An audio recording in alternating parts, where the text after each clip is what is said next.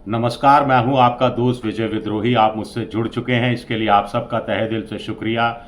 अगले 6-7 मिनट आपसे जुड़े रहने की कोशिश करूंगा। अगर ऐसा होता तो दिल्ली में आज दोबारा विधानसभा चुनाव कराने की नौबत आती। अगर ऐसा हो गया होता तो दिल्ली में आम आदमी पार्टी और बीजेपी दोनों को बराबर बराबर की 70 में से 35-35 सीटें मिलती। क्या है ऐसा जो नहीं हो पाया?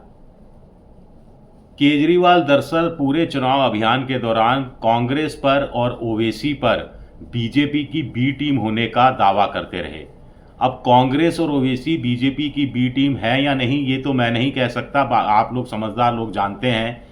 लेकिन चुनाव में दोनों ने कुछ ऐसा कर दिया जो बीजेपी की जीत का कारण बना और आम आदमी पार्टी की हार का कारण बना। ये सबसे इंटरेस्टिंग चीजें हैं।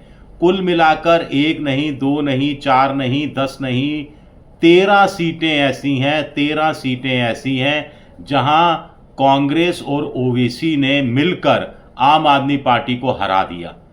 12 सीटें ऐसी हैं जहां पर कांग्रेस के उम्मीदवार ने आम आदमी पार्टी के उम्मीदवार को हराने में बीजेपी की मदद की और बीजेपी जीत गई।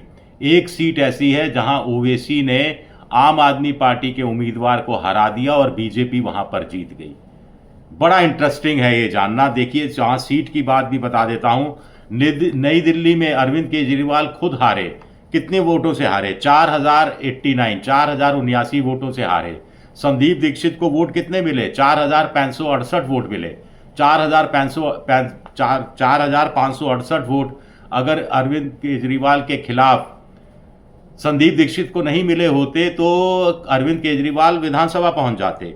छतरपुर में बीजेपी के उम्मीदवार की जीत का अंतर 6239 रहा, जबकि कांग्रेस का उम्मीदवार 6601 वोट ले गया।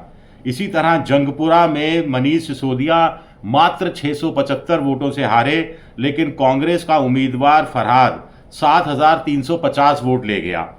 बादली में जो बीजेपी का उम्मीदवार है वो 10,661 वोटों के भारी भरकम अंतर से जीता, लेकिन देवेंद्र यादव जो कांग्रेस के प्रदेश अध्यक्ष हैं उनको 31,130 वोट मिल गया। यानी उन्होंने आम आदमी पार्टी के उम्मीदवार को हराने में भूमिका निभाई। इसी तरह त्रिलोकपुरी में आम आदमी पार्टी का उम्मीदवार सिर्फ 392 वोट से हारा 392 वोट से हारा और यहां पर कांग्रेस को मिले 6147 वोट। ग्रेटर कैलाश में गौरव भारद्वाज जो हैं आम आदमी पार्टी के नेता सौरभ भारद्वाज 3188 वोटों से हारे। यहां कांग्रेस के उम्मीदवार को 6711 वोट मिले। नांगलोई में भी आम आदमी पार्टी का उम्मीदवार हारा 26,251 वोटों से, लेकिन कांग्रेस के उम्मीदवार को 32,028 वोट मिले। यानी कांग्रेस के उम्मीदवार यहां चुनाव मैदान में नहीं उतरता तो नांगलोई में बहुत आसानी से आम आदमी पार्टी चुनाव जीत जाती। तिमारपुर में बीजेपी 3,310 वोटों के अंतर से जीती, जबकि कांग्रेस का उम्मीदवार करीब 7,000 वोट ले गया। मालवीय नगर में बीजेपी 2,131 वोट से जीतती है और कांग्रेस के उम्मीदवार के खाते में चले जाते हैं 6,770 वोट। राजेंद्र नगर में बीजेपी 1,231 वोट से जीतती है और कांग्रेस के उम्मीदवार को 4,000 वोट मिलता है। संगम विहार में बीजेपी सिर्फ 344 वोटों से जीतती है और कांग्रेस के उम्मीदवार को 15,863 वोट मिलता है। दिल्ली कैंट में कांग्रेस का उम्मीदवार 4,252 वोट लेकर आता है और बीजेपी का उम्मीदवार सिर्फ 2,029 वोटों के अंतर से जीतता है। तो ये 12 सीटें ऐसी हैं। अगर ये 12 सीटों में कांग्रेस और आम आदमी पार्टी में समझौता हो गया होता तो बीजेपी 47 से घटकर 48 सीटें हैं, जो मैं अभी जब मैं वीडियो बना रहा हूं 48 से घटकर 36 पर आ जाती और आम आदमी पार्टी 22 से बढ़कर इसमें 12 सीटें जोड़ दी जाए तो 34 पर पहुंच जाती। अब एक सीट ओवैसी वाले की मुस्तफाबाद की सीट वाली की बात की जाए। मुस्तफाबाद वाली जो सीट है वो 17,500 के अंतर से जीती गई, लेकिन ओवैसी को मिल गई 33,000 वोट। 33,000 वोट ओवैसी को मिल गए, जिसके कारण मुस्तफाबाद की सीट बीजेपी जीतने में कामयाब रही। अगर ओवैसी नहीं होते तो बीजेपी ये सीट भी हार जाती, यानी कुल मिलाकर 35 सीटों पर बीजेपी सिमट जाती और आम आदमी पार्टी 22 से बढ़कर 35 पर हो जाती, मामला बराबरी पर छूटता। ये सबसे इंटरेस्टिंग कारण फैक्ट है इस चुनाव का, जिससे पता लगता है कि कांग्रेस को भले ही 0 सीट मिली हो, लेकिन उसने सत्ता के 0 में लाकर आम आदमी पार्टी को छोड़ दिया। इंटरेस्टिंग बात है कि जब तक मैं ये वीडियो बना रहा था तब तक बीजेपी के हिस्से में 46% वोट जाता हुआ दिख रहा था और बीजेपी के हिस्से में 46% और आम आदमी पार्टी के हिस्से में 44% वोट, 2% का फर्क। कांग्रेस के हिस्से में 6.4% वोट। लेकिन आम आदमी पार्टी का वोट पिछली बार के मुकाबले 9 से 10% कम होता है। बीजेपी का वोट पिछली बार के 39 के मुकाबले में 7% बढ़ता है। तो ये 7% वोट बीजेपी ने कहां से खींचा? ये 7% वोट बीजेपी ने आम आदमी पार्टी से खींचा और बाकी बचा हुआ 2.5% वोट कांग्रेस के खाते में चला गया।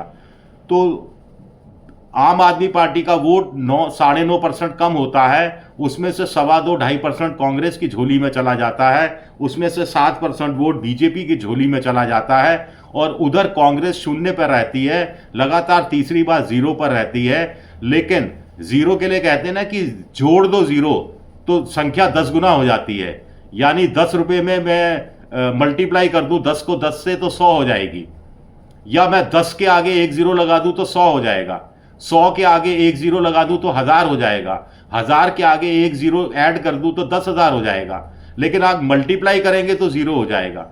तो कांग्रेस खुद 0 पर रही, लेकिन बीजेपी की संख्या को उसने बढ़ाने में 12 सीटों में कम से कम मदद की, जो अभी तक हम आंकड़ा या जो उसका आंकलन कर पाए हैं। और ओवैसी के कारण 13 सीटें बीजेपी के खाते में या तो कांग्रेस की वजह से गई या AIMM के ओवैसी के कारण गई।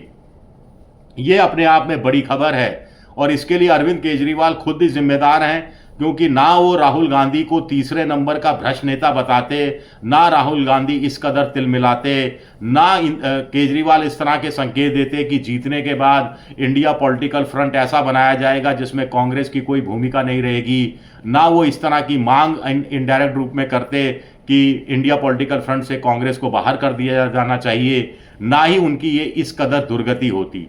वो खुद हारे, उनके उप मुख्यमंत्री मनीष सिसोदिया हारे, उनकी पार्टी के सत्येंद्र जैन जो जेल में रहे थे वो हारे, आतिशी जैसे तैसे अपनी सीट बचाने में कामयाब हुई, लेकिन सौरभ भारद्वाज से लेकर दूसरे बड़े मंत्री हारे। तो 3 तरह की एंटी इनकम्बेंसी का शिकार आम आदमी पार्टी थी, जिसका खामियाजा उठाना पड़ा। लेकिन राहुल गांधी ने शायद गुजरात की हार का बदला ले लिया।